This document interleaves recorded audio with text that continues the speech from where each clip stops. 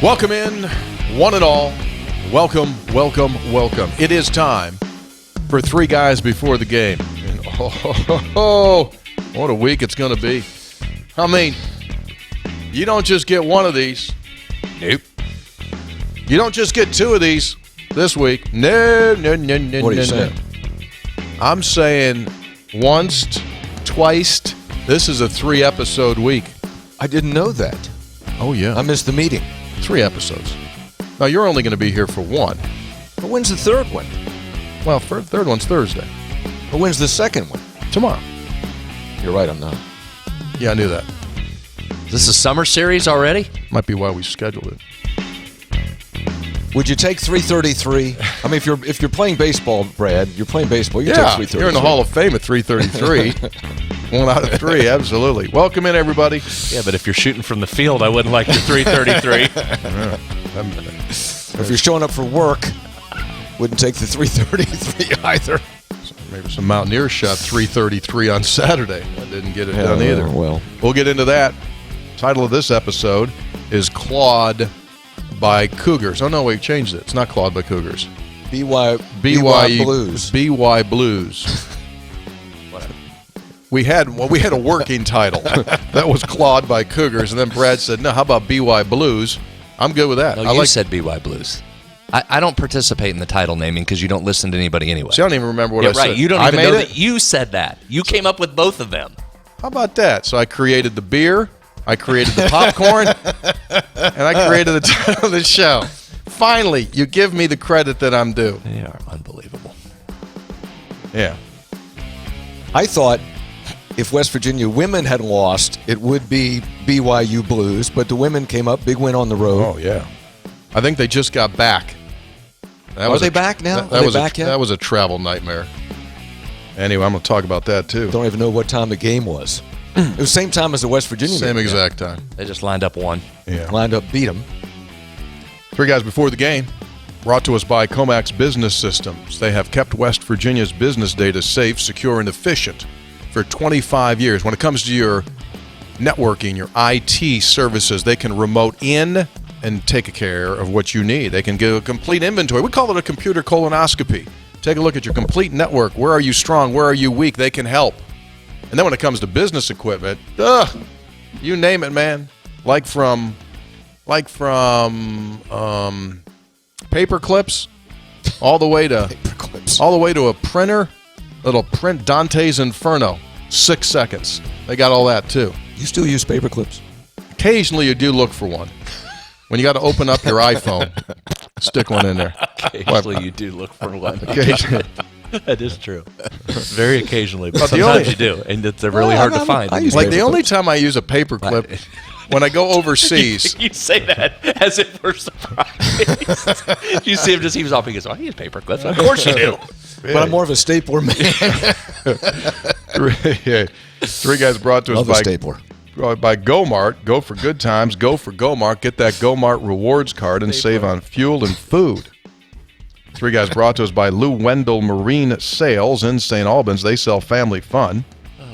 And as you walk around early in the morning, it's still cool right now this time of year. Yeah, I get that. But you know, when that sun comes out about 8:30, 9 o'clock, you start walking, you feel the warmth of that sun. Nice very weekend. springish today. Yeah. Felt very springish. You feel the warmth of that sun, and it just tells you one thing. Pontoon season is fast approaching, and if you're into the pontoon world, then why wouldn't you go to the single #1 dealer of pontoon boats in our state? It's Lou Wendell Marine Sales in St. Albans, and they've got the Three Guys special Tri-Toon available to you. These are the days where you don't even need the awning. You know, it has that beautiful awning you can put up, comes down. It's really easy to put up and down. Yeah, but you want the sunshine today, yes. Now, sometimes in July, and that's just beating right down on you, absolutely. prolongs your stay there, Hop. You just put the awning up, you stay out a little bit longer. Absolutely. Three Guys also brought to us by Conley CPA Group, providing value beyond the numbers. The Senator has a complete litany of digits from the BYU weekend coming up.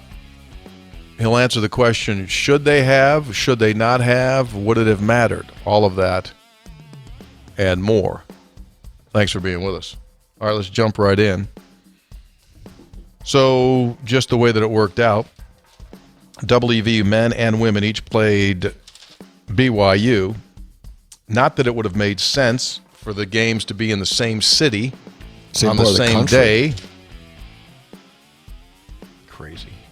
Anyway, the women advance to their 19th victory with a 76-69 win over BYU. Had a crowd of 1,754 inside the Marriott Center. And they've now won 6 in a row. And they're on the precipice of 20. They can get 20 tomorrow. They can get 20 on Tuesday with the Texas Tech Lady Red Raiders coming into town. Cheryl Swoops and crew will be in. And then on the men's side, we did not get the result. 86-73, BYU over the Mountaineers. We'll break down all the numbers. Before we get into the really, really in-depth digital numbers, the analytics, and really get to the calculus level, what do you say we head it over to preschool and get Hoppy's Obvious Observations? The Who's. A new segment. Hoppy's Obvious Observations. The Right. Who's. What do we got, man?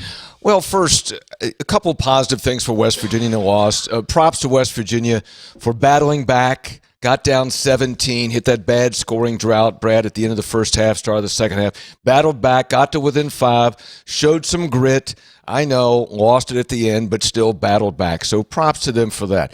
Jesse Edwards is getting it back. He's not all the way back, but he was, 16-7 in that game. So that was a good effort, giving you more minutes. Kirk Kriisa was red hot, had, I think, 23. So there were some positives in that game. But let's talk about BYU, guys. They are one of the best teams that you will see. Ooh, Kirchville comes out. Well, by that, What did he just say? He said they're one of the, in case you haven't heard him, he said they're one of the best teams that you will see. BYU? yes. Yeah, he's talking Okay. about BYU. Yeah, and by that, I don't mean that individual talent like 1 through 7 or 8. I mean the way they play. They play so well together. They're so disciplined. Offensively, the way they're spaced, the way they find the open guy for the shot. And Brad, I'm going to look forward to your stat on uncontested shots by BYU. I'll be surprised if it's not higher than average. So, and defensively, they just don't make a lot of mistakes. West Virginia only got to the free throw line 12 times in that game. That's good defensive discipline by BYU. And the play of a couple guys for BYU. Traore, who was, I think, starting at the beginning of the year and then now and then went to the bench, and then another guy was playing, but he was hurt or sick. And he comes in, and Tony, he's 6'6", as you well know. You did the game, 6'6", but he's 230, 240, and he's not the tallest guy, but he plays big. He plays big. He got down in that low post, and you could not move him out of there, or he could back down a defender. Edwards still dealing with that wrist, so it's hard for him to keep him out of there. And for a big guy, he's got good feet, good hands, was good around the basket, soft shot around the basket. He was a handful, and West Virginia never figured out what to do with him. Also, I think the best player on the court, is it Dalen or Dallin Hall? Yeah. Dalen? Sure. Dalen Hall. Where here's a guy who just was in complete control of this game for BYU, distributing the basketball, getting it to the open player. And when West Virginia, if they fell asleep on defense a little bit, penetrating and scoring. Only had 8 points, but he had 12 assists. Tony, the national leader in assists is Braden Smith of Purdue, averages 7 a game. This guy had 12 in this game. So just a really good team. They play well together, and West Virginia was outmatched on that front. So I just thought it was a really good team effort by BYU and fun. If you were not a WVU fan, All right. a fun game to watch because of the way BYU executed. And that is Hoppy's Obvious Observations. Thank you. I think you had a good segment. You failed to mention that on Hall, not only did he have 12 assists, he had 1 turnover. Oh, He went 12-1. Pretty good. yeah, that's pretty good. Ooh, doggy. Pretty good. So you seem to take, you kind of winced, you kind of pulled back when he said the comment about BYU's team. No, they're very good. They're going to be a handful for people. We told you on Thursday their assist rate, to watch their ability to move the ball and pass the ball, 3rd nationally in assist rate. I thought, Hoppy, that's exactly right. You just so much of what you need against them is a night when they're not making their threes. And it's intentional by them. They shoot so darn many of them. To have them cold for an entire game is hard, right? And West Virginia was there. Teams are not shooting well against West Virginia in the Coliseum from three. It was about 33% coming into this game. BYU was below that mark for most of the game. We said, Hoppy, they don't go to the free throw line. They're 361st out of 362 teams in getting to the line. So that simply came down to, if you could keep them from making threes, you were probably going to be in that game and have a shot, which West Virginia was for a long time right there. The formula was in front of them. What surprised me about them, they've got incredible defensive numbers. They're top 25 nationally in defense. I thought West Virginia was getting shots. That surprised me more than anything. I thought their offense was going to be a handful, and it turned out to be. I didn't think it would look the way it did with Traore, but their offense was a handful. It was really hard for West Virginia to stop. But I thought West Virginia offensively, there were some things available for the taking there that I'll get into a little bit, but that offensively, I thought West Virginia would produce a little bit more and a little bit better down the stretch. To your point, I think you're saying that defense was not as enveloping or suffocating as the Houston or UCF defense that West Virginia's had to deal with. Fair. Yeah. Fair. But but again, they didn't put you on the line, right? I mean, they didn't make mistakes. Nope.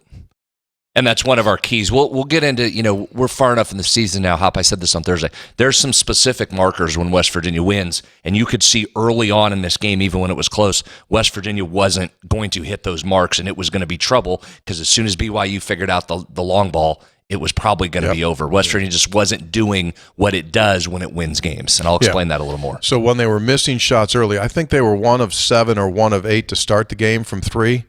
So that's good news. The bad news is they're going to start making them, and that's going to become your problem. And Tony, that extra pass that they do, where they know where the open guy is, and they know how to find him, that was very impressive. The game is pretty. The game is Yes, pretty. yes. The game is a pretty game when you play it the way Agreed. that Jimmy Naismith thought you could play it. How many times? I mean, we talk about the ball. Nothing moves faster than the ball. There's no, right? Carl Lewis, Bob Hayes, if you want to go real old school on this thing. Jim Thorpe, like the greatest sprinters of all time. Usain Bolt. You can't outrun a basketball. So when you pass that thing and move it quickly, your feet can't get there fast enough. And they do. They're the quintessential team that makes the additional pass that gets you absolute walk-in threes. And I said, and by the way, I don't know if you know or if you were listening, probably weren't. He invited me in on his, I don't know what you call that thing, public affairs show, Trading Post. Meet the press thing, what he does. And I said there are Beeline-esque characteristics of that offense. Yeah. And, we remember back when John Beeline was here, and when West Virginia would do that to opposing teams, we would just kind of sit back and just kind of inside smile like giddy. How that extra pass just makes people go absolutely zany, and you can't get there fast enough. And great shooters are demoralizing. For the opponent, aren't they? No, I was going to say that. You're exactly right. And with the Beeline teams, that's where we'd snicker and giggle and elbow each other. Ha ha, look at that. Watch this. You're leaving Pittsnoggle open. Ha, you got problems. Boom, splash. That just absolutely just crushes you as a defense when they swing it and the guy's open and you go, well, there you go. He's going to make it through. Boom, knocks it in. Yes. It absolutely takes your steam out of you. And they had a couple. Well, hell. They hit that. They had 2 seconds on the shot clock, 1.8, whatever it was, and the kid banks one in. Yeah. You talk about just like, here, I'm going to punch you in the stomach as hard as I can and take all the air out of you. That's what happens. I don't know why more teams don't do that, to be quite honest with you. Not banking shots. The style of BYU where they shoot so many threes? Yeah, it takes a lot. I think because it takes a lot of discipline. I mean, that's a disciplined way to play. Yes, you're correct. No, you are correct. Yeah. But you know what it does? How many times have we sat on this program, whether we're talking football or basketball, and said the need to be different is really valuable? Yes. And so you're recruiting a specific niche of player and leaving alone a whole segment of players that you probably aren't getting anyway. So why waste our time going after that? And we're finding specific guys that work exactly in our system. I'll give you a D2 comparison. It's what West Liberty has done for years and years and years under Jim Crutchfield, now Ben Howlett. They recruit it almost looks like the same guy. They roll 10 guys in. It's like, who's who out there? That's all the same guy. They can all press, they can all run, they can all shoot threes. It's a very specific niche, and you find the guy that the body 100%. type and the skill set, and you plug it in, and it's really fun to watch. 100%. That's why to this day, I still don't understand why West Virginia left press Virginia. Still don't understand it. You found a winning recipe. You find a winning recipe. You get body types that fit that recipe, and you plug those guys in. Go find the next Tariq Phillip. And then might come, well, there's no another Javon Carter. Fine, not another Javon Carter. But there are guys out there that can defend and do those things. Daxter Miles is type guys, right? Nate Adrian type guys. John Holton type guys. Go get that body part. They're out there. They're out there. And may not be as demand, there might not be as a big of a demand for those guys, as Brad said, at certain programs. But if you just make a style, the other day, King McClure, the former BYU player, who does a lot of these games now. Baylor player. What did I say, BYU? Yeah, BYU on the brain. I had a B and a Y. I was missing the A and the L. So anyway, he said when he was playing at Baylor and they had to play West Virginia, he said, oh, God. He said, we would just get so bummed out. Like, they'd look at the schedule and go like, oh, no. Because it's hard. Yeah, these freaking guys, because they just knew it was going to be a long, bad, just like, oh, they're just, even if they won, they just knew it was going to be, you're going to have to labor. A rock fight. Yeah, so that's what you need to be. You need to be unique and different. On the women's side right now, Mark Kellogg, he's unique and different. Mm-hmm. He presses. And people go, well, there's no way once you get into league play that'll keep. I mean, you take these rum-dum, low-level teams in November and December and you get 30 turnovers. Oh, that'll never happen in league play. Go look at their stats. I'm just going to do this right now. I didn't even look from Saturday. BYU ladies, 23 turnovers. Mm-hmm. Every game. Every game they're getting 20 plus. Yeah. So why? You got to be different. Man, I'm on a ring. You are. Football. Option. Rich Rodriguez. He was different. He played the odd stack defense, which did not have a whole lot of people using it at that time. And then he ran power spread with a quarterback. Which nobody was doing. Which no one was doing. Everyone was spreading it out and throwing it. He went like, I'm going to spread it out and run a quarterback. You have to be different. Wow. Boy, we're on a rant. I don't know where that came from. Yeah, I just want to be. This is a hard job. Yeah. West Virginia is a hard job, but it's a good job. It's got a lot of really good elements to it, but it's a hard job. So don't try to do what everyone else does because you'll never be able to do that. Be your own thing. I mean, look at you. What? Well, you took that talk show. I mean, no one's doing that kind of talk show before. You're unique. You're different, and you've become a celebrity. There's about 1,000 talk shows. Not like that one. Not like yours, right? Not like yours. Well, you're it's different. It's unique and different. That's why it's successful. All right, I'm done. I got to leave now. Wow. I said everything I'm going to say. One more point on that, on Traore, was I'm sure it'll probably come up in the text, is why weren't you doubling down, Brad, on Traore? And I think they did some, but if you're going to double down, you got to stop him. Okay, it has to be effective. And if you do, also, guess what? There's another guy open, and they're really good at finding the open guy. So that was a problem too. See, all right, let's just go ahead. You want to do it now? We'll go into it. Why don't we just do it? What are you looking at me for? Where's talk the about music? that. Where's Okay, the right in. Why isn't the That music? was the story of the game. Oh, there's something going on over there. I forgot to tell you. What does that mean? We It's don't not have sound? playing. Yeah, there's something wrong with the audio coming out of there. I'm sorry, I forgot to tell you. Wait a minute, didn't you play? You already played it once, didn't you? Yeah, you tested it before the show. No, I played this out of here. That comes from the computer, so the computer audio is off again. There's something Thanks, wrong. Hop. Appreciate I it. I forgot. I'm sorry. So now we got no textual healing. We got no we can spreads still on do stats. it. We can still do No, it. let's just stop the show. No. Let's just call it off. Just end it. Hey, Austin, if you remember how we fixed the audio last time, you can walk in here and fix it.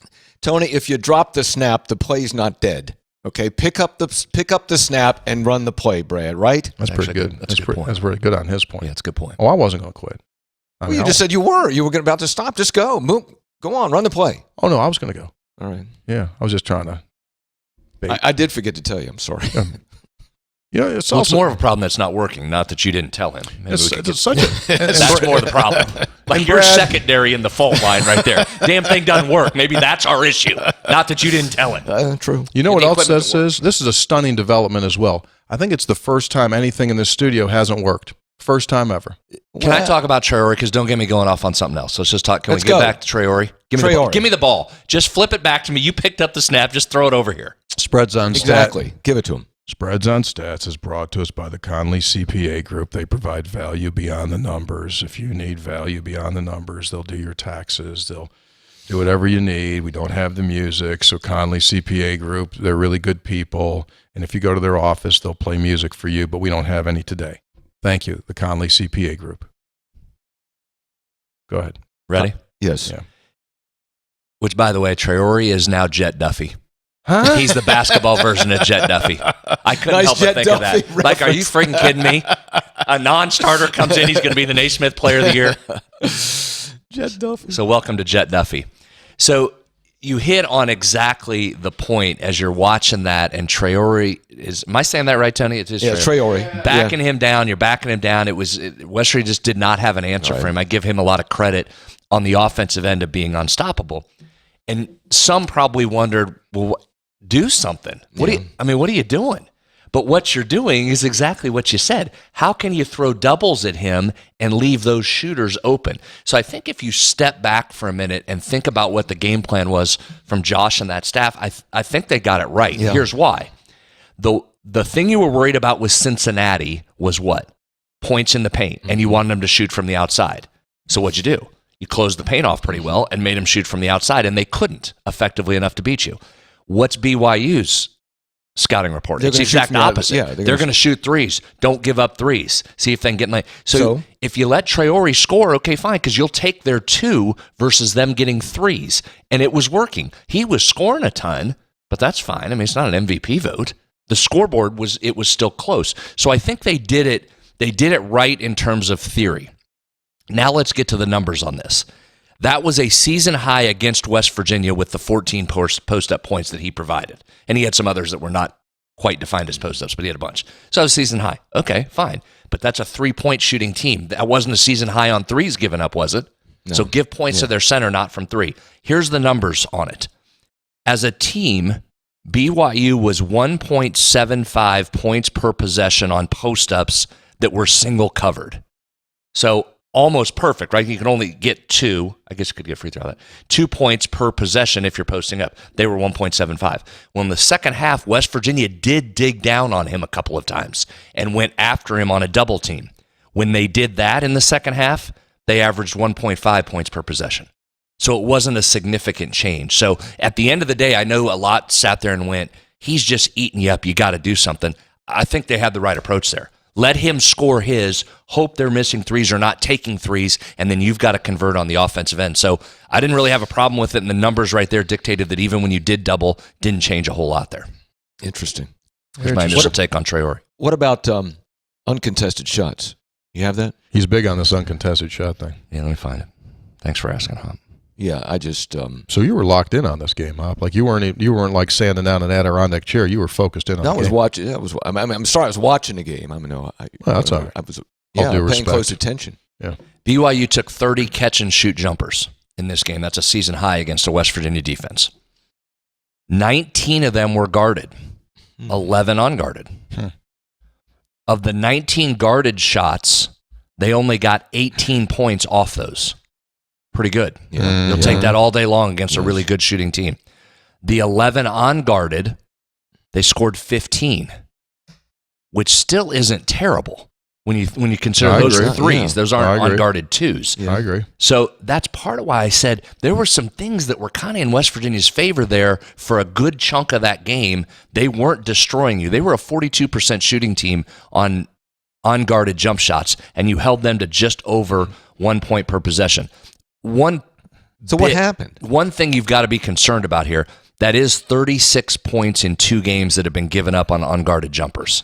So West Virginia's ability to close out has been something that's been a problem all year, and it continues to It's not going to change. Here's the other part that West Virginia did a nice job on. We talked on Thursday about BYU's ability to cut to the basket and get points off that. a lot of that due to their great passing, that they just had 2 points off cutters.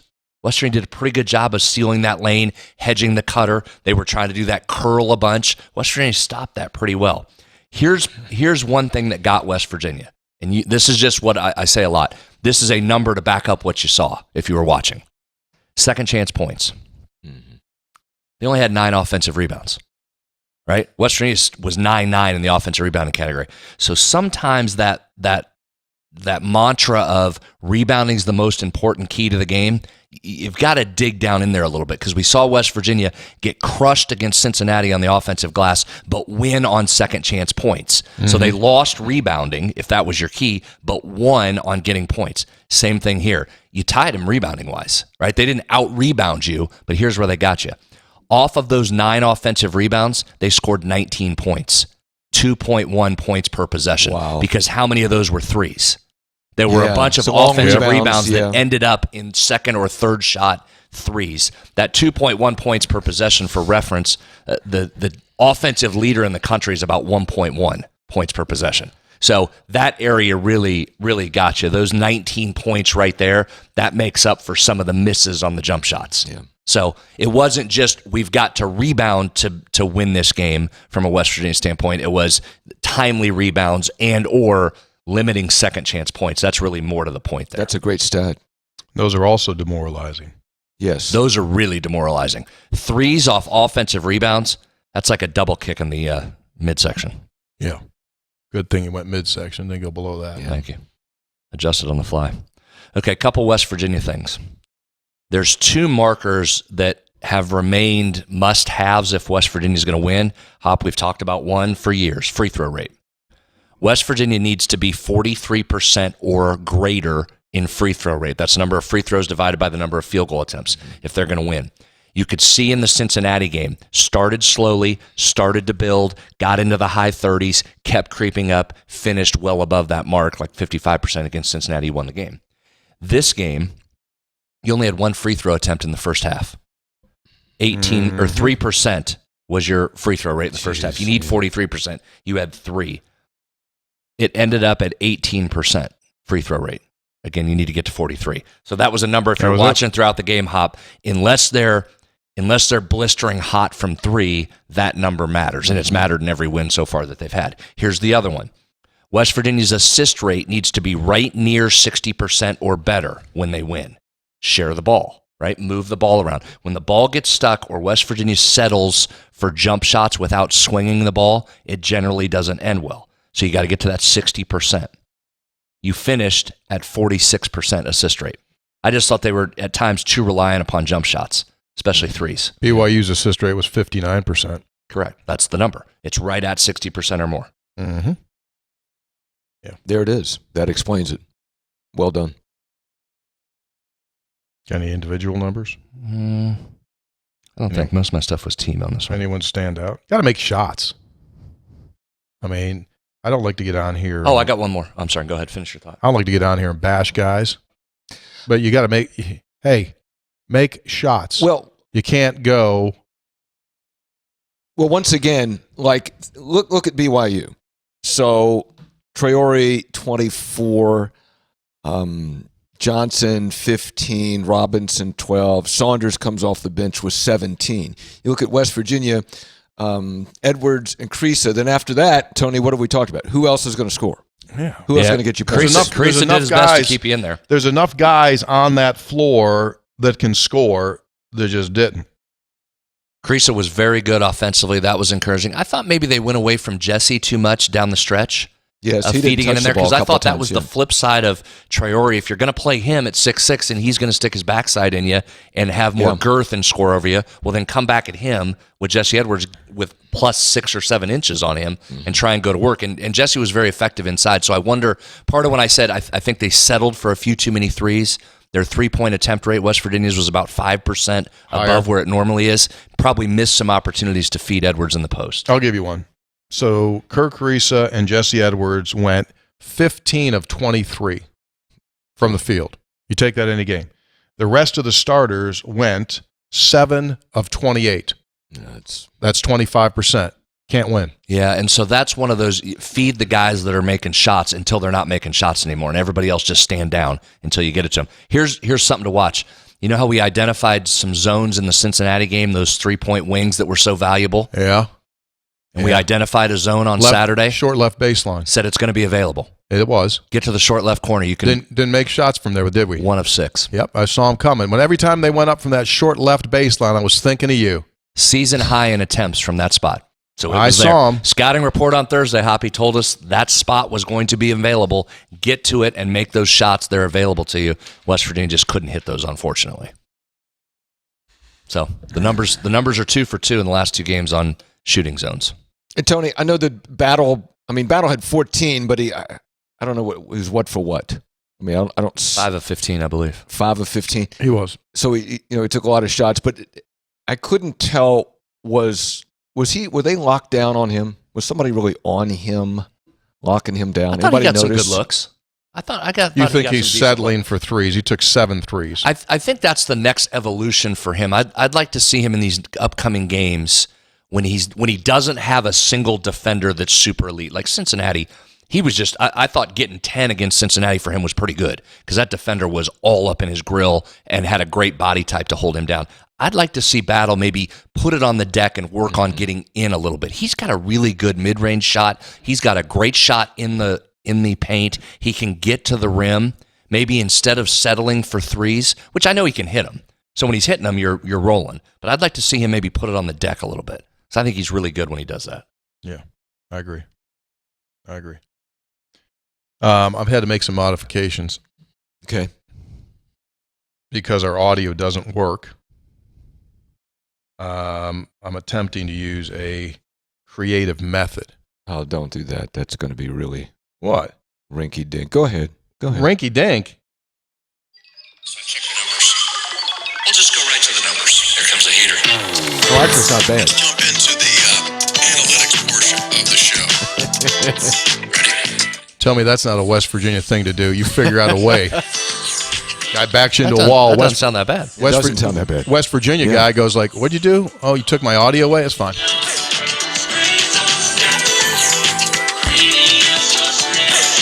Spreads on Stats brought to us by the Conley CPA Group. Wish you had a cassette player. They provide 8-track. They provide value beyond the numbers, and they've been doing it since 1985, servicing businesses in every county of our state and beyond. If your business needs remote accounting, they can do it. You need a remote CFO overseeing your finances, they got that too. It's the Conley CPA Group. Yeah, it's a good revision there, I thought. It was good. After dropping the snap, Yeah, we picked and it up. initially being frustrated, you did come around. Yeah, exactly. I went to the sideline, yelled at my teammates, yelled at the equipment guy for not Yeah, I making don't know that. that he dropped the snap. He's here. He's in position. He's speaking well. Yes. He didn't drop the snap. It was a bad snap. Just snapped it way over his head. The person in charge of the audio is the one that dropped the ball there, not the guy receiving it. Yeah, but he was throwing a hissy fit about it. So You're an apologist, Hoppy. You know the studio constantly has stuff. Have you ever seen a coach throw a hissy fit when the center snaps the ball over the quarterback's head? never. They just say, "That's okay. Don't worry about it." Like that center for Alabama. Yeah. Did Nick Saban say, "No problem, buddy. That's all right. You're out there trying." Yeah, no worries. Get to it. Worry about a good snap whenever you get a chance. We'll just keep playing the game with bad snaps. You just figure that out when you get a chance. Hoppy, I apologize for trying to make the show sound good. Oh, My bad. apology accepted. WV women knock off the Baylors 76-69. West Virginia was up 10 at halftime. BYU's or the Baylor? You said Baylor. Did I again? Yeah. What's the You heck got with this? what is going on with Well, you? You watched that Baylor game that was bizarre and weird, and it's stuck in your head. Oh, my goodness. I went home Saturday night and watched the Baylor-Iowa State game. It was like this combination of like wrestling or like Raw. It was like a combination of like Raw, Housewives of Waco, and a basketball game all at the same time. Would you agree with that? It was super weird. I turn it on and these guys are going like, and Scott Drew has been ejected. And I'm going, Scott Drew ejected? What? How in the heck? Scott Drew doesn't say. I mean, he doesn't curse. He doesn't. How did that happen? They got him for the coming out of the coach's box twice. But the game was just a fist fight. I mean, a fist fight. It was. Those Baylor fans were going zany. Yeah, and then there was a weird possession deal at the end of the game that gave Iowa State, instead of having to just pick it up live with the clock running down, would have had to throw a full court shot to win with no chance. To ball out of bounds, go to review, put time on the clock. They get to inbound the ball. They moved it all the way up to near half court. They inbound it. The Iowa State guy banks in a three for the win. Which if Baylor had lost that like that, you would have been apocalyptic. What's the word? Apocalyptic. Would have been out of their minds on that, right? Instead, go to replay again. No good. Didn't get it off in time. Just missed. It was wild. Hey, how about Baylor this? AD went off on the officiating afterwards. Oh, did he? Yeah. And it was similar to what we said in a recent episode about that, is you don't always have to just ignore the officiating and say, well, make 2 more shots and then it's on you. And he started with that. He said, listen, I normally am of the mindset, you got to make a couple more shots, get a couple more stops. He said, however, he said, and basically what he broke it down to, he said, this is the best basketball league in America. The officiating did not live up to that standard in this game. That was not the best officiating in the country. This league deserves better. That's not what this league's about. That's not what this league normally gives you. That shouldn't have happened like that. Yeah. To my point, you can talk about the officiating. When it's not right, that's a part of the game that matters. Yeah, you're right. Scott Drew had never been thrown out of a game. I know. So how close were you watching? Were you watching close? Well, I had multiple TVs going. So there was this wonderful moment. So Scott Drew gets ejected, and now he's got the associate head coach coaching. So obviously it's not something he does on a regular basis. So he's standing up, he's coaching. So at the end of the game, when BYU was at the foul line, the guy sitting next to him wanted to take the time out. I did see that. And the associate head coach who was coaching the team gave him the no. And he was like a kid, like a 5-year-old. You said, no, you're not getting another cookie, Johnny. You've already had enough cookie. He went, and he shook his head. Yeah. Great moment right there. It was an awesome moment, and it felt to me as if because my first thought when Baylor, I thought they lost was, oh, that sucks for Baylor. Then I thought there's going to be a fight in the locker room. Those coaches are actually going to fight because the one guy's not going to be able to help it and say, I told you to take a timeout and set it up, and he wouldn't do it. Yeah. That was high drama on the bench. I saw it too. Yeah. That was good. Exactly. Did you see in our game Saturday, wasn't there a makeup call? Did you see, it was a call against West Virginia on the BYU end, a questionable call, and then immediately on the next possession. We got into today. I'll be honest with you. I was concerned when I saw the officials for our game. Really? Yeah, I was concerned. It was called even, right? Yeah, they didn't have a bad day. They did not have a bad day. It was fine. It didn't decide it. I sidetracked there. You were going to mention the women's game. I was. So anyways, the Fighting Mark Kellogg's, they got up to a 43-29 lead at the halftime. They're cruising along, but then the BYUs. You have struggled with that all day. Well, I've been in the league 12 years with Baylor. BYU, it's the first time I'm saying BYU. It's going to take me about another week or so.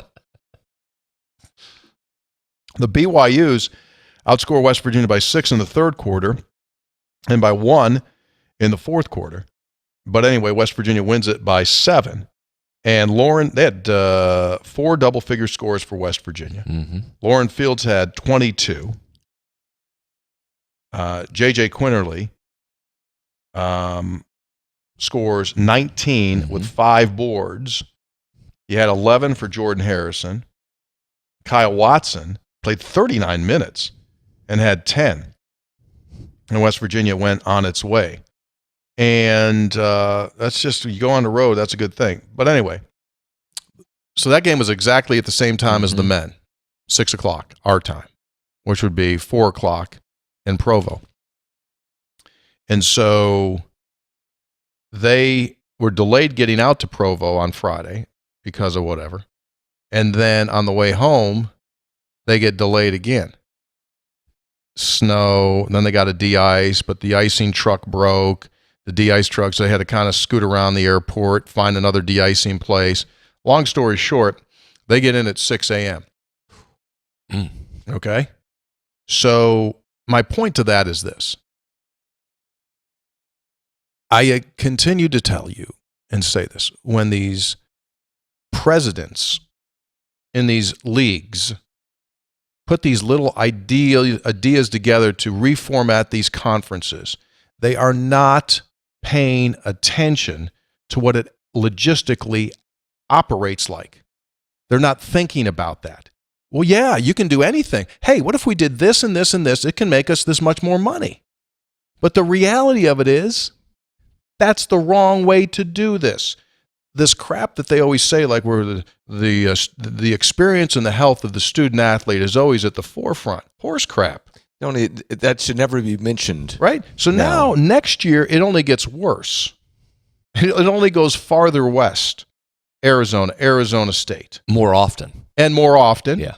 And then this craziness in the ACC, right?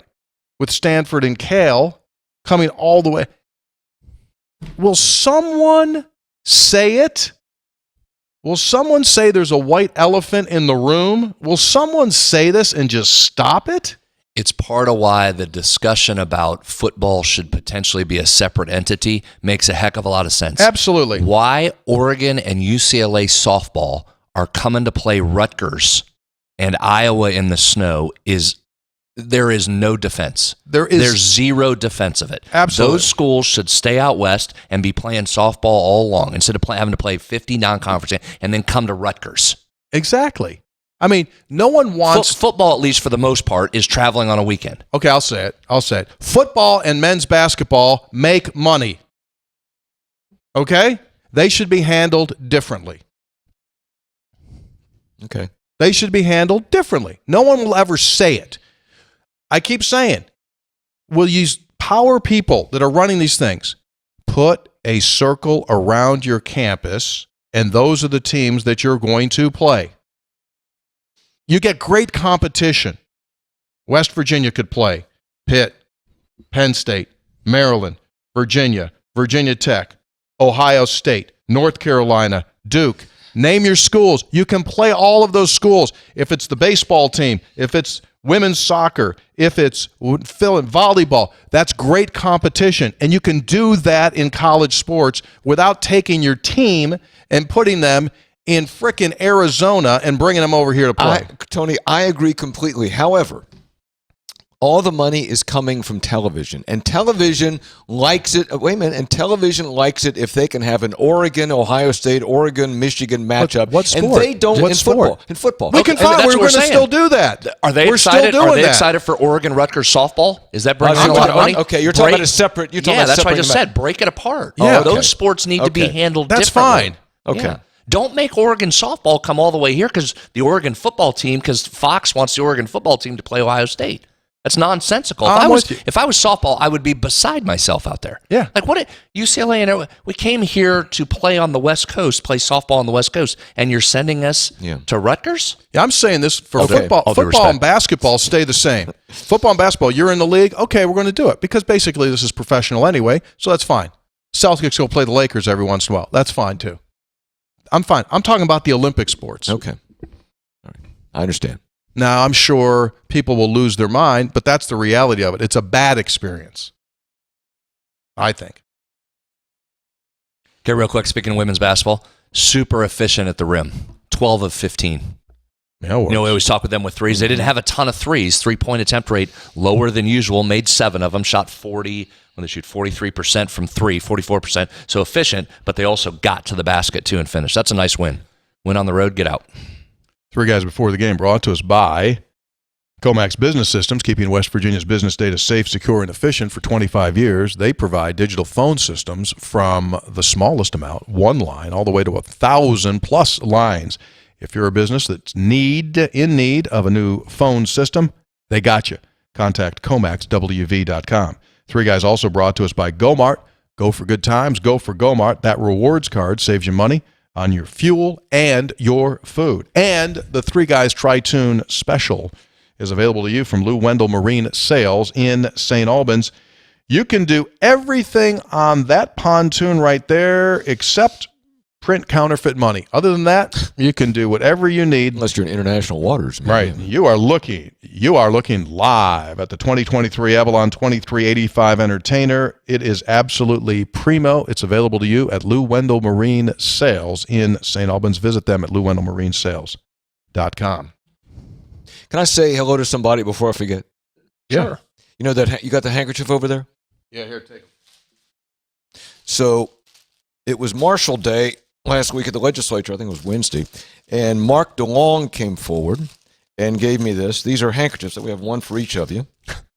Huh? One What? for each of you. 3 guys. It has your initials. Brad, Tony, and me. So there's one for you. One for Tony. Thank you a lot. Look, a hanky. Got a hanky. Yeah, one for you. Hanky. Thank you. And Mark is a WVU graduate who, Mountaineer fan, but he works for Marshall. So he was flying the green on Wednesday, which is fine. Lives in South Charleston. Big 3 Guys listener, but he had engraved hankies made. Engraved 3 guy hankies. They're not engraved. They're Embroidered. embroidered. Engraved you do with like a coin. Embroidered 3 guys handkerchiefs. Well, I have yours right now, so don't blow over there. I got the HK. Yeah. Do you have You got TC? Yeah, I do. Keep your You didn't use it yet, did you? keep your. He is a closet blower. So there you go. Well, thank you. My first hanky. There you go. First Awesome. hanky. That's really good. That's nice, isn't it? Well, second. We also were gifted some. Oh Previously. yeah, from Yeah, Australia. from Australia. Yeah. So my Yeah. second hanky. So thank you, Got a lot of Mark. hankies. It was good meeting you and appreciate the Thank you, Mark. embroidered 100%. handkerchiefs. Yeah, absolutely. Absolutely. Put that in my pocket right now. Not a surprise. Not a surprise.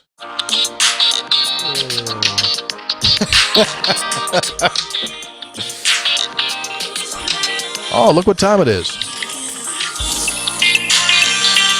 Time for textual healing here on 3 Guys Before the Game.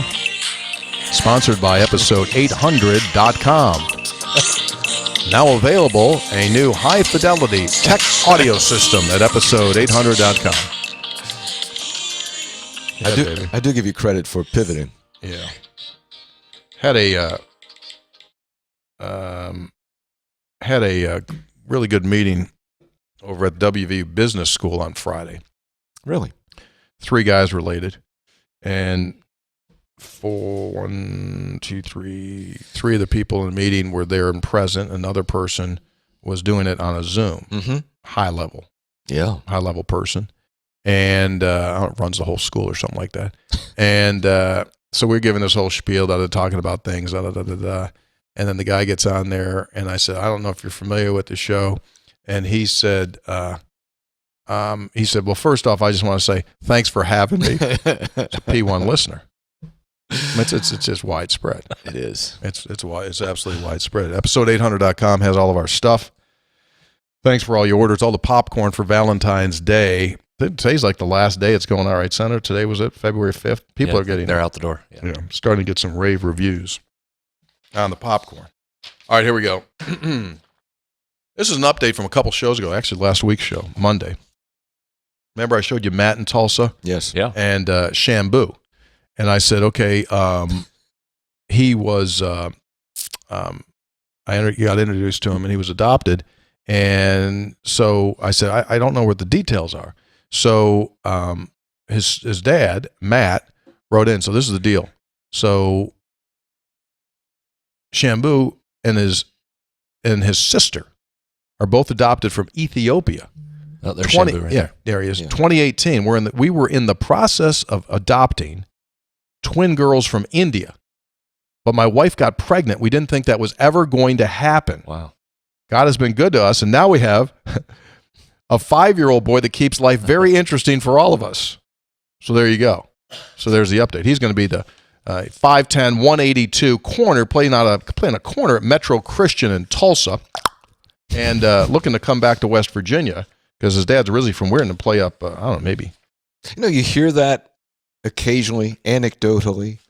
Somebody says, we don't think we can have children. Then it happens. Then they adopt Yeah, and they have a happened. child. Good friends of mine, Invariably. same thing. Oh, really? Yeah, Yeah. same exact thing. Yeah. Texter. Sam from Johnson City, Tennessee. Isn't that a song? Fire whoever. Darius Rucker have a song? He's Johnson City, Tennessee. Is it Wagon Wheel? I don't know. Go ahead. Wagon Wheel's a big one. Fire whoever is responsible for scheduling the women's games on the same day and the same time as the men's games. That's happened more often than not. It's happened more often than normal this season. Howsomever, and I know, we're a radio company, but I did finally figure out ESPN Plus, and I could just toggle back and forth. Wait a second. What did you do? I figured out ESPN Plus. What does that mean? You figured out ESPN Plus? I'll ask Brad. It's it's a little bit of a art more than science to try to get to where you want to go, right? Sometimes. So I was toggling back and forth between the two. What? Pretty impressive. Brad, your music acumen on this day continues to just blow me away. Is it in Wagon Wheel? The verse is, walking to the south of Roanoke, I caught a trucker out of Philly, had a nice long toke, but he's a heading west from the Cumberland Gap to Johnson City, Tennessee. Thank you. And I got to get a move on before the sun. I hear my baby calling my name, and I know she's the only one. And if I died in Raleigh, at least I will die free. Darius Rucker, Wagon Wheel. Well, it's not Darius Rucker. They didn't do it originally. Well, but that's Old Crow. That's the version I'm thinking. Old Crow Medicine Show did it first. Unfairly attacked for not liking music. I'm all over the music I know scene today. you are. Like, you're a guy that you just disavowed music, and now you got all the music info today. Oh, and Grammy start to finish last night. That's impressive. Texter, 3 guys, if there was an end of the year awards episode, I nominate the following sentence from your recent show for the best quote taken out of context from episode 525 at 109:46 onto the show. Brad said to Hoppy, at your advanced age, your mobility on that pole was really impressive. Just leave that hang. He said, the moment I heard that, all I could think about was 3 guys being in a dimly lit club that smelled of cheap perfume and cigarettes, trying to outdo one another on said pole. Where is the bleach from my eyes? I love the show, J.D. Southern Coalfields. That's on you, J.D. None of us thought that. That's not on us. That's not on us. That's you. Evan in Iowa, why did we not try It was to... impressive. What's that? It was impressive. You coming down the pole. I felt like I was a little bit... It wasn't as smooth as I wish it had been. Well, No, I it think he evaluated pretty well. You had the handbrake on a little tight, Yeah. but I get that for your first time. First time. I didn't want to go crashing. No, I agree. careening down. Agreed. You would have much rather been criticized for the handbrake than busting an ankle because you went down at 20 miles an hour. Because there is a moment where you just go completely pole and you think Or you go completely pole. and you think, what have I done? Yeah, what if this thing just goes whew? I think like second time down would have been really smooth. I think if you like 5th time you did it, you'd be coming down there like those guys, like big boy firemen. Yeah. Evan in Iowa, why did we not try to foul Traore out? He finished with 3, which he got about halfway through the second half. Our runs happened after he picked up his 3rd. Why not go right at him when he re-entered? He was the difference. I think that was Brad's point. Maybe try to get down there a little bit more to Edwards. Texter, free GoMart rewards. Thanks for enlightening me on the new GoMart reward program. Was not a fan when it first came out, but they have since improved it. 10 cents off a gallon of gas, yes and thank you. Free stuff, yes and thank you. The staff at the Johnson Avenue one are the best. You guys need to stop and see them on your next trip to wherever south of Morgantown. Question, you guys promote GoMart along all the other wonderful sponsors, but if I'm not wrong, isn't there only one GoMart in Morgantown or Mon County even? Come on, GoMart. You need one at every corner so we can rack up these rewards for free stuff. Seriously, just one? Actually, there's 2. Looked it up. 2 in Morgantown vicinity. Where are they? One's on the mile ground, and one's on some postal something somewhere. You know where that one is, Brad? So there's 2. I looked it up. Anyway, you got a picture of that? Where's that picture, Austin? Yeah, there's a guy. Got a big soda pop and a Slim Jim. Slim Jim so big doesn't make it in the picture. No, that thing goes all the way out that window over to the other pumps. That's how long that one is. Maybe across the street. Rob from New Jersey. I don't think the recent trend of downsizing basketball arenas will help West Virginia's atmosphere. Moving the students back to the middle and upper bowl would bring back the energy. Having only a small section in the lower bowl is shameful. I understand the money they make from those middle seats helps the revenue, but a better home court atmosphere will lead to wins, which will lead to more revenue. Rob in New Jersey. I don't think that's going to change. That's been a decade plus, right? Back when you were there, right, Brad? The student, they put that middle section in there? Yep. That was a long time ago. As a student in the mid-'70s, I remember reading Hoppy's work in the Daily Athenaeum. Glad that both of us are still above ground. I will share my nap story. Hoppy, you talked about taking a nap coming up the road so you could... Yeah. He says, halfway through a 25-mile post-midnight trip home, I pulled into a rest area, turned off the motor, and reclined the seat for a nap. My next recollection was of driving down the highway. Oh, jeez. With my headlights off and my seat still reclined. What? Huh? I had managed to exit the rest area, turn left onto the highway, and travel in the correct lane for maybe 50 yards, maybe farther, before coming to my senses. Oh, my Oh, gosh. jeez. Fortunately, no traffic on rural Penn Highway at 2 a.m. Since then, late 1970s, my road naps have been taken in a reclined passenger seat Good move. with no key in the ignition. Good adjustment. Good tips. On the important handkerchief question, I side with Hoppy. In addition to the benefits he and others have cited, I suspect, unconfirmed, that occasionally carrying germs in my pocket has strengthened my immune system, which, through these many years, has been very good. I enjoy your show. Keep up the good work. Signed by AJ and PA. Yeah, that's a great point. If you're going to take a nap and you think you might wander back onto the road, go to the passenger seat and take the keys out. Wow, that's Scary as hell. Yeah. Texter. Hello, three guys. We have a red alert. Red alert. Was just perusing the schedule to the Big 12 site and noticed that all the times are in CST. Seem to have won a victory on social channels, but not the official website. Why does anyone in Morgantown or Provo care about what time the game is in Central? Realize that it is good for Joe Mock and Jason in Tulsa, but not us East Coasters. Signed by Jay in Midlothian, hoping one day to see Charlie at the Kroger to get more cheap gas. He wrote Kroger's. I think the correct pronunciation is Kroger. the Kroger. Right. The Krogers. Now we're going to begin a Jay Jacobs segment here. We had several texts about Jay. Hi, guys. I was at Saturday's game against BYU. It was great to be part of the crowd as Jay Jacobs called his last game. I wanted to share a quick story about the Silver Fox. 1998 through 99, 99 through 2000, my grandpa, John Aldershuk, helped me get a gig as a ball kid for the Mountaineers. During the 99-00 season, all the games I was assigned to were in Wheeling, True. since the Coliseum was closed due to the asbestos removal. Nowadays, That's right, they don't fill those roles with 10 to 12-year-old kids. But I got to rebound during pregame warm-ups, sit right behind the basket, even wipe the floor when a player went down. This was such a fun opportunity for a young Mountaineer fan to have. I may have even been the first girl to do it, but you'd have to fact-check that. I got to cross paths with many former players and coaches, but the most memorable moments from this period happened well before the tip-off, or even warm-ups.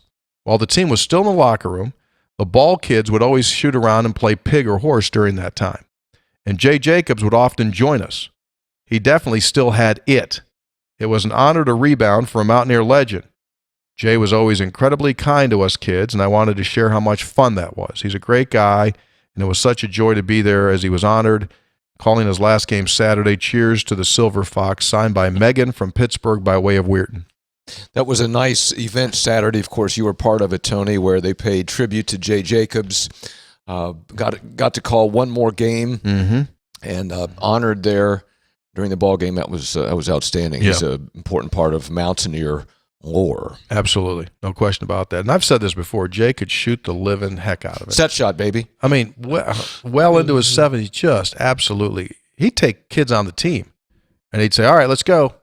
Kids like bigs that couldn't shoot a three, and he'd step behind that three-point line. You mentioned it on Saturday during the broadcast, but also just unbelievably, I don't know if it's ironic or coincidental, that his 68-year scoring record at Morgantown High Gets broken. is eclipsed on the same Weekend. within 24 hours of him doing his last game. Amazing. Pretty wild. Yeah, Sharon absolutely. Young, congratulations to him breaking Yeah. the record. That's just a pretty wild story. Just is. amazing. Just amazing.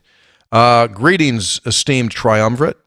This is your neighbor, Wilson from Wetzel, from one county westward, identifying himself as the fan who verbally accosted Brad in the parking lot after the women's game with Iowa State. That's my guy. I really wasn't looking to get in line early, but if I hadn't, I would have set social media ablaze with my account of Howe's lack of graciousness.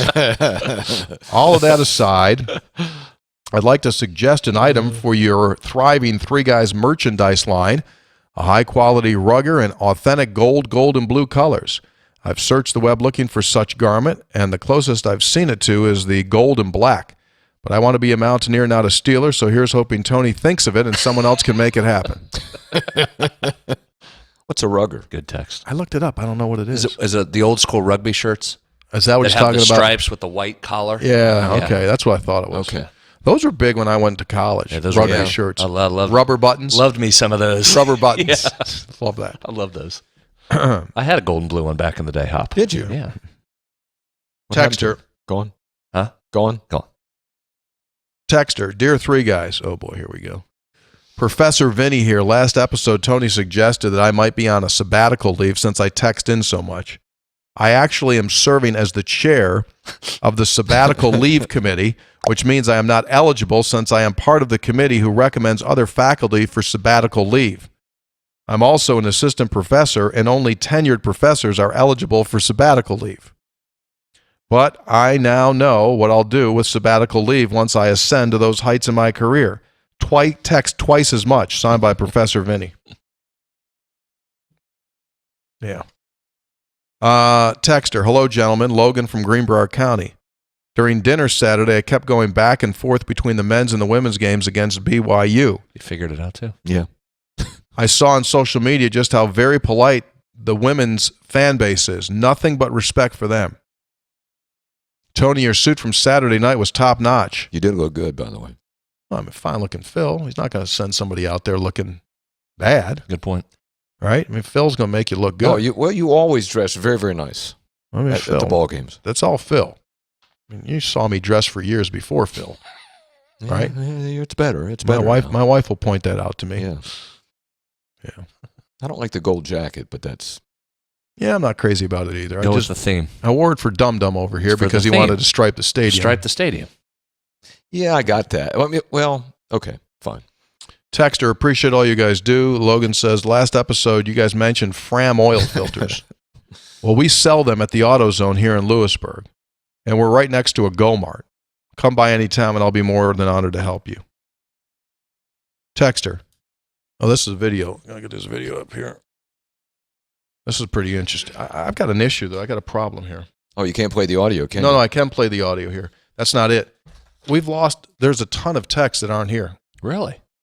There's a ton of text. I don't know what the heck Do you want me to happened. go get them? No. They all printed. There must have been a control copy, and some got blown away because there's a ton more here. Anyway, I'll just do this for now. Then I'll go maybe look at them. Wednesday night was a perfect night for basketball in Monroe County. We're a small county with only 2 middle schools, 1 high school, no stoplights. This was from last week. Our Peterstown Middle School boys defeated Princeton at home, both JV and varsity. Our Peterstown Middle School girls did the same at Princeton. So we sit down and we watched our children win. Many of us had 1 or 2 games streaming on our phones. And the world champion Mountaineers, or the state champion James Monroe Mavericks. As you know, West Virginia proved they can fight to the end, pulled out a win. This was against Cincy. James Monroe won in overtime against Summers County. Not only did we have a perfect night of basketball, but junior Leighton Dowdy sank a 3/4 court shot at the buzzer. It's a great day to be a Mountaineer, Maverick, and a Pirate wherever you may be. So go ahead. Let's run that bean video. Here we go, Hop. Take a look at this. Okay. So this kid goes up for a shot. Final second. Here's audio with it. Get that rebound. He talked about Pam teaching him, you just float around and oh my goodness! Yeah. It's one-handed, just a throw. Would have never banked in because it would have come in too hot. By the way, great lighting in that gym for the camera. Very nice. There you go. So that congratulations Nice shot. to That was Leighton Dowdy that hit that. oh sure. Yeah, Leighton Court. Now that was a heck of a shot. It was. Great shot. All right, so now the other issue I got here is where in the hell did the all the other texts go? I'm surprised we didn't catch that in show prep. We don't do any. Oh, that's right. Brad, do you want to talk about the special episode this week? Coming up on, when are we releasing that? Do we know that yet? You think we hold it or we just go with it? I think we just go with it. Yeah, just put it out, right? Yeah. So So probably tomorrow. wise, subscribe to the feed, right? Follow the feed, whatever the terminology is. Yeah. Putting one out. We will be talking football transfer portal recruiting. Drew Okay. Fabianich returns. Okay. The 3 guys before the game All right, that's good. for kind of a pre-spring update on what's happening. Who So you it'll got? Who West Virginia got in? And that'll be fun. Yeah. who you lost? And just more process stuff too. Mm. Get into some of the process there. I think that's interesting. Okay, All right. that'll be good. So that'll be good. Yeah. Okay, so let me find some of these other texts that got blown away. Special bonus episode. This is really not good because he's not going to have a handle. Anyway, I'm doing these. Hey, 3 guys, I haven't texted in a while, but I thought I'd give you an update on our little fella, Bo. We hit a milestone. First WVU game Saturday against BYU. Here he is. Unfortunately, due to the little guy needing to eat, we only lasted a half. Fortunately, he was great while he was there. Can't wait to get back for a couple of Saturdays for another. That's our guy, Sammy. Yeah. of Sammy course it Lusk. is. Sure it is. Sammy Lusk, his lovely wife, and baby Bo. That's a hell of a name for an athlete, isn't it? Bo Lusk. Bo Lusk. It's easy. Oh, that's going to be a good one. That Yeah. baby have headphones on? Well, Yeah. it gets loud, in there, Those are Hoppy. little I tiny mean, babies. You got to protect the ears. Okay. I don't. Here's another one, and I'm going to miss. How do you pronounce that bread? Naan. Is that Nan? Nan? It's just called Nan. Nan? That's Indian bread, right? Okay, Chris from Memphis via DC from Morgantown. Guy's been all over the place. Scope Senator, absentee Adirondack Dean. Took a shot at you and you're here. Since spaghetti and sandwiches was mentioned in 525, I give you the Frederick. How'd you say that bread was?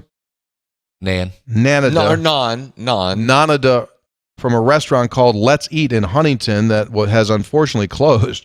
The sandwich had naan bread with vegetables and spaghetti inside. It was delicious. I'd hit that. That looked good. I think now non. Anyway. You wouldn't eat that, Hoppy? Oh, yeah. Craig in Craigsville, in-game text. Realize how much I'm going to miss Jay Jacobs, a true mountaineer. I'm going to miss that little fella. So am I. I talked to him this morning. He had a great time. I bet he did. But I tell you what, he was tired as heck. Well, yeah, I was going to say, was he tired at Oh, the he end? was tired. Yeah. He was Yeah. in the spotlight, man. Yeah, it was awesome. Texter, BYU must have a great theater major, and all of the guys on that basketball team must be theater majors based on all the falls and flops they exhibited during the game on Saturday. Were there? I didn't notice. Were there? I don't know that I noticed that. I didn't notice it either. I haven't noticed that. Tita. I'm going to miss text. It's going to bum me out. Let me see here. Maybe I just got into a rut where I just kind of. Let me hear. We've had a rough technical day today. Ted from Colorado. Not our best moment. No. I really enjoyed the BYU broadcast. You and Jay have a great rhythm, but neither of us can dance. Jay will be missed. That's right. Ted from Colorado. A couple more before. And Jay's what? 80, 85. 85. 85. And how many years did he do the color, Tony? So, he started his started first on television game in the TV. late 70s. Really? Late 70s. He and I started doing TV together. He did it with Woody up until 80 up until 88. Mm-hmm. We did TV. Then Jay and I did TV from 89 on to 96, and then radio from 96 up until last year. Teammate of Jerry West, right? Willie Akers. Willie Yeah. was there. They had a little reception from Willie. Was Willie there? Willie was there after the game, yeah. Long time, first time. I wanted to express my gratitude to Jay for his long career. I'll miss him during games, the many years of listening to him and Hugs banner on the Hugs show. Although I've been a season ticket holder for football, for a while, Saturday was my very first Mountaineer basketball game. I told my wife. Oh, wow. I told my wife when you announced that it would be Jay's last game, I knew my first game had to be Jay's last. Thank you for all your insights. Signed by Derek in Parkersburg. That's pretty wild. Yes. Football season ticket holder. First basketball game? Sometimes that'll happen. People will come up to me and they'll say, hey, want to say hello? I say, hey, how you doing? And they'll say like, this is my very first basketball game. And I mean like older people. And I'm going like, are you like first the seat? No, first time I've ever been in this building. And I go like, whoa, because we just take it for granted. Yeah. And we just kind of like, yeah, we're there. And that's awesome. Texter, our boy, Charlie from Midlothian. Since there's been some discussion pertaining to refereeing in youth leagues, wanted to pass along a story my brother shared that happened to him. He was refereeing a game at the Beckley Y All-Stars a couple years ago. One of the guys sitting courtside was constantly questioning his calls. So at halftime, my brother went over, sat next to the guy, sat right next to him.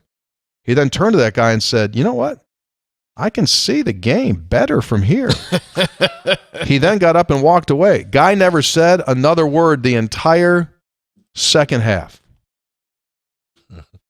Right? By the way, I mean, when like we're at the high school tournament and we're sitting courtside and you can hear everybody, not every call is wrong. You know, yeah. I mean, there are calls. I think it's legitimate. You know, you're engaged in the game, and sometimes there's a bad call, right, Brad? And you can get on the officials with it, but not every call is wrong. Well, you missed last episode. I had a confession.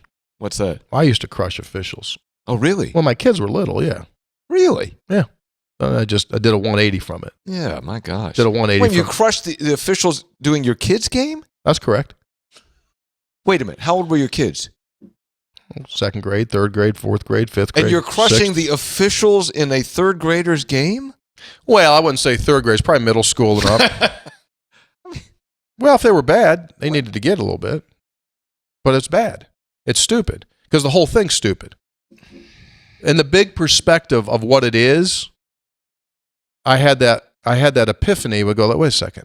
This is because I would take the level that I was at, yeah, you can. And I would like look at it from that end, and I would go like, well. Plus, at that level, if you called everything, sure, there wouldn't be a game. Yeah, they put a rule in the North League because of me. North What? Elementary League. Excuse me? Had to fill in one day. Mark Hot Dog Wilson couldn't make it to coach. They said, can you coach? I said, yeah, I coach. So I go over there Saturday morning, and I was just coaching my kids up. And I didn't realize there was a rule. You can't stand up as the coach. You have to sit in the chair in your seat. I'm just trying to coach my kids up. I mean, Anthony Schifano's killing us, just killing us down low. I'm just standing up going, get it. And they come after, come up rule. Randy Metter, the Mountaineer basketball trainer, still brings this up. Had to create a rule because you kept standing. Why wouldn't I stand up coaching? That'd be hard. That'd be a hard rule to abide sit by. in a chair. I couldn't do Then it. I found out this weekend from my next door neighbor, the mayor, Carter McCucci. He told me they don't even have the North League anymore. I said the North League was like the Premier League. So you ruined the North League? No, I don't know. He's playing in the Eastwood League though. Had a good game this weekend. I think he had 8. Showed me a Eurostep movie used. Used to be a rule in West Virginia high school that you couldn't stand up. Can't. When I was in high school, You couldn't stand up. the coach couldn't stand up, and we had a coach at our high school team, Coach Zamberlin, and he'd take a rope and he tied himself to the bench, literally tied himself to the bench. Well, that's a bad rule. I met some nice listeners at a youth game yesterday. Didn't get names, but enjoyed meeting them after the game. That's good. How'd your team do? Well, What's the record? pretty good. What does that mean? Have you lost yet? Yeah, Okay. not much.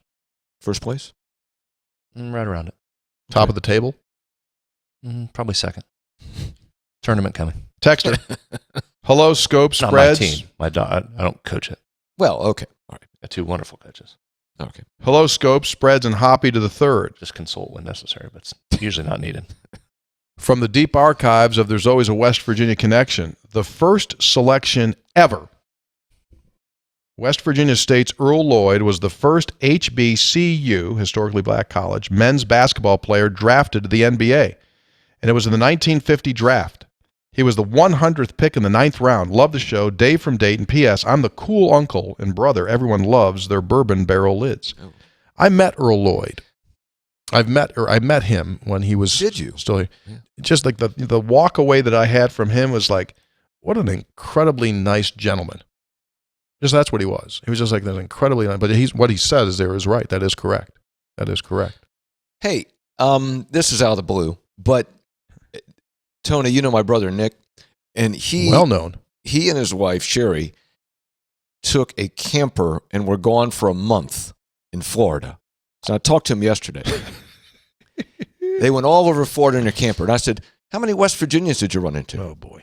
None. Excuse me. None. And he wore his WV cap. I said, "That's not possible. What state were you? Where were you? You must have been." And he's not as reclusive as you, so he was probably out and Oh, about. yeah. Oh, yeah. He was out meeting people. I said, "No, that's not possible." He said, "Well, I did meet one guy, and he thought his wife was from Elkins or something." I said, "That doesn't count. You didn't meet one person from West Virginia." Stunning. It is stunning. Wow. So Nick took a camper out for a month. A month. Now, he's a very warm personality, great personality, gets in the crowds. I mean, Yeah. just 180 degrees difference from you.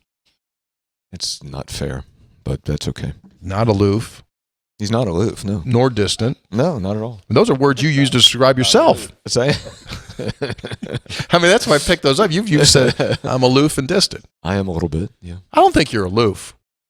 I think you're distant, which is cool. You have to be. To be hoppy, you have to be distant. I'm not. I am not as social as either one of you. Well, yeah. Particularly you, Tony. I mean, you're very Well, social. I think you're like a battered dog. What? Excuse me? I think you're like a battered dog. What do you I mean? think you don't get in because you take so much crap from people. They're going like, man, I've gotten like I'm good because people just. It's all right. We're all good. I was talking to someone this weekend about you, and in fact at the Jay Jacobs event, and I said you should see his text line that he gets.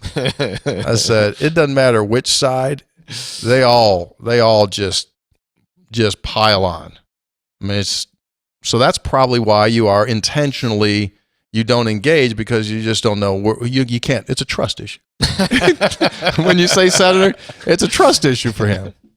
Now you're doing some big debate tomorrow or something? Tomorrow night at 5:30 at Glade Springs, a debate with 4 of the leading Republican candidates for governor. I'll be driving down there tomorrow, doing it tomorrow night. It'll be streamed, the audio, not video. The audio will be streamed at our Metro News website, wvmetronews.com, and WAY TV is taping it for a playback. So you won't be here for our podcast? I don't know who it. You told me. No, I'm not going to be here. I'm not going to be here. Well, remember, I bet in 3:33. So you have to do a lot of preparation when you go into one of these debates? Yeah, I got the questions. I got it. You write, so you just start them from scratch?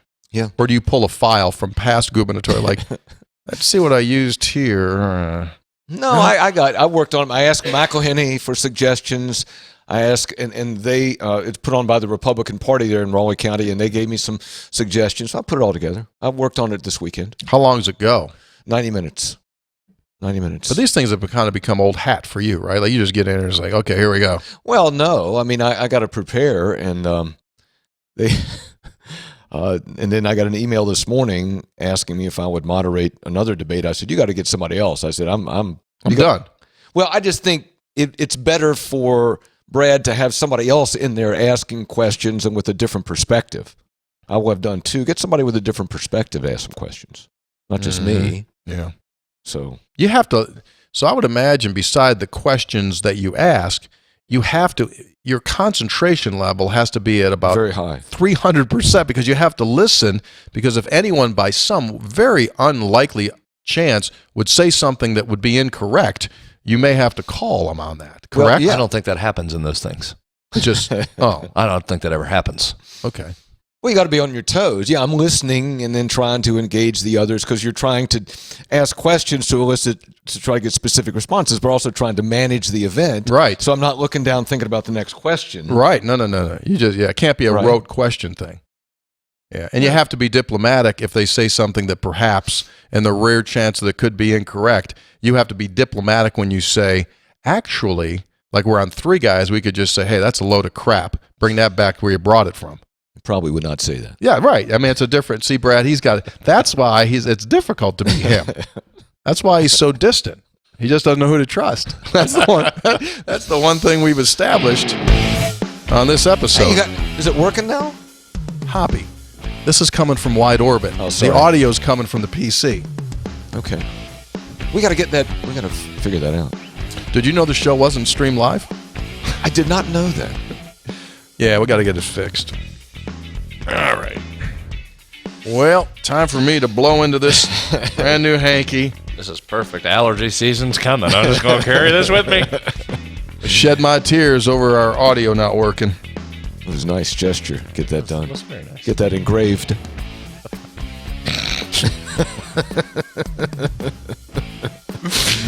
Yeah. You know, we all take turns on this program of using incorrect language. Doesn't matter who, just it's going to happen. Fair enough. I had Baylor and BYU on my head. Oh my gosh. Hoppy's got engraving instead of embroidering. Lord knows what the senator did wrong. Brad was on today. I'm sure. Well, sure he is. He's in his happy place. Tomorrow. Yeah, I think the best thing you said there. Subscribe to the show because we just might start sliding in. Yeah. Little special episodes here and there. Right. Did you say who it was going to be? I wasn't listening. Yeah. Or I was Drew. under the counter trying to You fix were. the I don't know. speakers. Yeah, you were. Drew Fabianich, Yep. He'll be on. Mountaineer football general manager. Right. For those that may not know. Austin Wright, our producer. Three Guys brought to us by Conley CPA Group, providing value beyond the numbers. They do so much for businesses. Remote monitoring of your accounting. They can do that. CFO services as well. Bring them in. They can do it remotely. By Lou Wendell Marine Sales in St. Albans. They sell family fun. Visit LouWendellMarineSales.com. Take advantage of the Three Guys Tri-Tune Special. Ooh, that's a sleek craft. Nice. Hoppy's going down to Glade Springs, which means he's going to hit 6 Go-Marts. You might see him there. Go to Go-Mart and get that rewards card to save money on your fuel. 10 cents off a gallon and food as well. And Three Guys brought to us by Comax Business Systems, keeping West Virginia's business data safe and secure and efficient for 25 years. You got an office, you got a business, you need help, Comax. We give them our stamp of approval. That'll do it for us. The show formerly known as Clawed by Cougars. What did we end up? BY Blues. BY Blues. BY Blues. We are chat football tomorrow, and then Thursday we'll do our preview of Texas and more. Thanks for being with us. Episode800.com, open 24/7 for all of your merch needs. See y'all.